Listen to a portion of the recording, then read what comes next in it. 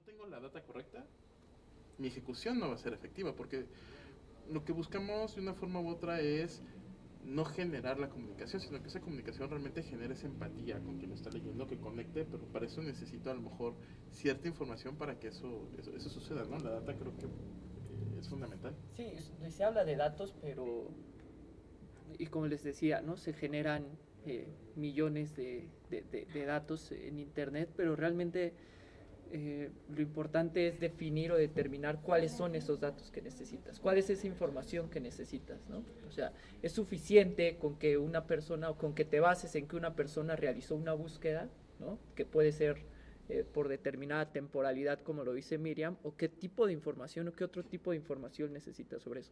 Eso es lo primero que tendríamos que estarnos preguntando, que se tendrían que estar preguntando las empresas al momento de querer personalizar. ¿En qué información está basada esa personalización que estoy haciendo, ¿no? Y si la información de primero es la correcta y después si es suficiente, ¿no? O sea, porque al final, en el ejemplo de Miriam, la información que ellos tenían justo fue la búsqueda, ¿no? Pero realmente no tenían un conocimiento del porqué, de las motivaciones, de por qué Miriam realizó esa búsqueda en un momento determinado, ¿no? O sea, porque todo eso, toda esa información contextual es lo que al final funciona, ¿no? Y normalmente se puede segmentar o se puede decir que la información que se necesita es demográfica, ¿no? Sobre todo en la industria B2B, ¿no? Demográfica, a lo mejor sexo, todo ese tipo de cosas, edad, evidentemente los mensajes son diferentes, pero en la industria B2B pues también, bueno, no también, o sea, la información que se necesita es diferente, ¿no? Evidentemente la información muchas de las veces está basada en los roles, ¿no? El puesto que tiene una persona en la empresa, y como les decía, lo primero para mí desde mi punto de vista es determinar cuál es la información primero que necesitas recabar para después poder llegar a personalizar, ¿no? Y las interacciones que necesitas generar o que necesitas provocar para también personalizar a partir de eso, porque al final, como dice Miriam, el que ella no haya interactuado con ese anuncio posterior o con la comunicación posterior de pañales o de lo que sea, al final también es información que tiene que ser recabada e interpretada, ¿no? Y ahí es donde pueden entrar otros temas sobre la capacidad de las empresas para recabar y para procesar esos datos, ¿no? Y es que suena bonito, ¿no? Tener hiperpersonalización o personalización, pero ¿qué necesito? Porque ahorita le dijiste un tema importante y a lo mejor un punto de dolor, que es la tecnología adecuada. Y la tecnología adecuada implica inversión, porque la verdad es que implica un tema, digamos, importante de inversión, y también implica un tema de saber cómo lo voy a ir dirigiendo y a lo mejor en qué va a ir impactando, porque el ciclo de vida de un usuario puede ser muy largo. Y en qué lugares se va a ir acomodando, digamos, cada una de mis estrategias. Pero si no tengo ese tema tecnológico, probablemente no voy a hacer, digamos, un tema, digamos, de efectividad en las estrategias que yo pueda hacer de, no solamente hiperpersonalización, prácticamente Todo. cualquier otra cosa, ¿no? Creo que tal cual, o sea, de entrada un CRM es indispensable, ¿no? Sí, es fundamental tener un CRM robusto. A veces nos encontramos con que tenemos programas hechos por nosotros en nuestra empresa, nos encontramos con datos en planillas de cálculo, en base a datos que están quizás no tienen el orden adecuado, ¿no? Tan desorganizadas, no es tan claro qué guardamos. Entonces es fundamental tener un CRM robusto que nos permita justamente recabar todos estos datos, poder procesarlos y sobre todo que nos permita también conectarnos con otras aplicaciones, porque normalmente no es lo único que usamos, no es una sola plataforma. Normalmente tenemos datos en redes sociales, tenemos datos de muchos lugares y muchas otras plataformas. Entonces también es fundamental, por un lado, que el CRM sea suficientemente robusto como para poder guardar nuestra información como la necesitamos, y además que se pueda conectar con otras plataformas que también nos brinden información complementaria. Todo va al CRM también. Entonces el CRM que tenga la capacidad justamente de gestionar sus propios datos y todos los datos que le llegan de otras plataformas, también creo que es fundamental. Claro, porque de una forma u otra, sí, la relación con el cliente a veces lo vemos muy es terreno de ventas. Claro que es terreno de ventas, pero también es importante para marketing, es importante para servicio.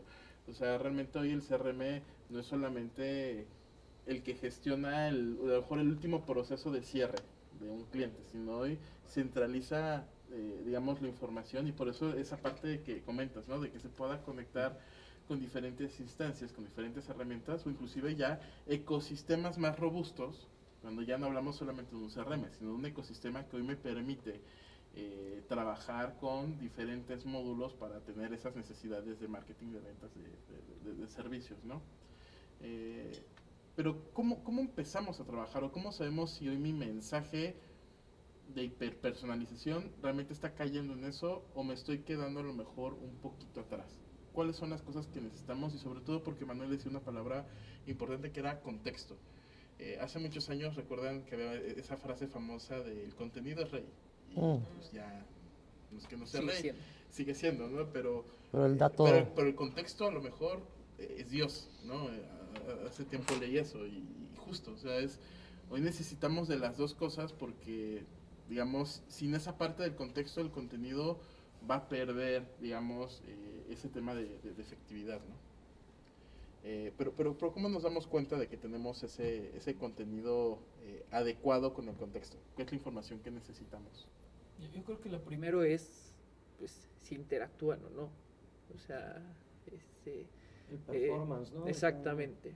O sea, si tus mensajes son vistos, si tus mensajes son abiertos, si las personas están realizando, están llevando a cabo las acciones que propones en esos mensajes o que tratas de detonar en esos mensajes, pues podremos estarnos dando cuenta. Evidentemente, o sea, si tú ves un mensaje, puedes ver si está personalizado o no está personalizado, ¿no? O sea, a un nivel tan básico como tener tu nombre, ¿no? Y sobre todo, te digo, es importante ver la reacción de las personas, ¿no? O sea, ver la reacción de las personas y si esos mensajes se están abriendo o se está interactuando con esos mensajes. Esa es la primer señal de si lo tenemos o no, y sobre todo también, pues, cuál es la información que tenemos en nuestra base de datos, y sobre todo, lo que decía Leo, cómo podemos asociar esa información, cómo podemos relacionarla a una persona, vamos a decirlo, a un registro específico, ¿no? O sea, ¿cómo le puedo relacionar esta interacción? ¿Cómo puedo relacionar este nombre, este teléfono, datos básicos, con una persona? O si una persona es que ya compró, no ha comprado, todo eso. Esa es como una autocrítica que tiene que existir para ver realmente la calidad de los datos en las empresas, ¿no? Pero usted habla de dos datos diferentes que a veces los damos como por hecho que existen, pero a veces creo que las empresas solamente se fijan en un dato. Porque hablas de la parte de la interacción, donde es información que me devuelve una plataforma, que a lo mejor me devuelve ya sea mi sitio web, si tengo alguna app, si tengo algún tipo de desarrollo, digamos, particular, e información que a lo mejor me puede estar dando este usuario, porque también hablábamos de interacciones, ¿no? Vamos a tocar a una persona más de una vez, y seguramente voy a ir preguntando a lo mejor cosas, y a lo mejor es ir combinando ese tipo de información, porque no solamente es una fuente única, y creo que a veces las empresas piensan que solamente tienen una fuente, digamos, de información. Sí, ahí creo que pues mi ejemplo estaba muy enfocado en el B2C, ¿no? Estaba enfocado en que yo era quien decidía y yo podía gastar impulsivamente lo que fuera en ese momento. Pero en el caso del B2B, sabemos que solo estamos hablando con tomadores de decisiones. Y esos tomadores de decisiones no van a terminar por gastar la cantidad, una suma bastante considerable de golpe, o porque les gustó el mensaje o porque les salió en el momento específico que dijeron, ay, sí, hoy tengo ganas de comprar un data center, ¿no? O sea, nadie dice eso como con la mano en la cintura. Entonces, creo que aquí lo valioso y lo que muchas veces las empresas no terminan de aceptar es que estos mensajes tienen que ser más incisivos e insistentes. Entonces, no van a comprar con una sola aparición. Vamos a tener que llegar a ellos en 6, 7, 8, 9 interacciones distintas. Y justo con esas interacciones es con las que más vamos a conocer de ellos, ¿no? Tenemos la posibilidad de los formularios, la posibilidad de ver cuáles son los temas que les están interesando, saber pues muchos datos que nos pueden servir para irles dirigiendo esos contenidos a los que suponemos, porque en realidad nunca sabemos, suponemos, están más enfocados.